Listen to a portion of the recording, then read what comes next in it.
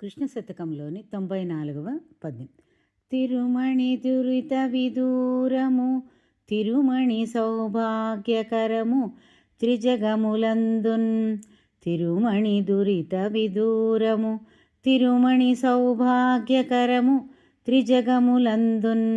తిరుమణి పెట్టిన మనుజుడు పరమణి పవిత్రుండు భాగ్యవంతుడు కృష్ణ.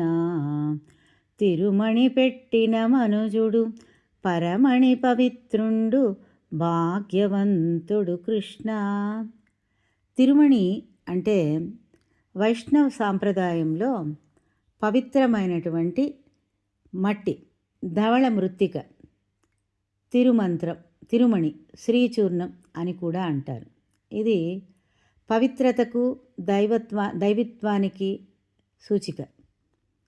ఇది తిరుమణిని నాసిక పైభాగం నుండి నుదుటి వరకు ధరించే నామం.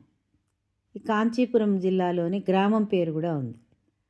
ఈ మూడు లోకములలోనూ ఈ తిరుమణిని ధరించిన వారు చాలా గొప్పవారుగా, అంటే భాగ్యమిచ్చును, సంపదలను కలిగించును, పాపములను పోగొట్టును.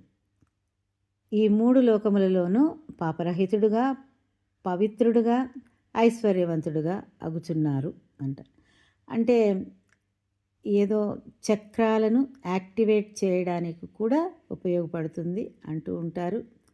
అది సుదీర్ఘమైనటువంటి చక్రాల గురించి చెప్పినప్పుడు కూడా దీని యొక్క అంతరార్థం తెలుస్తుంది. కానీ అంత పరిజ్ఞానం నాకు లేదండి.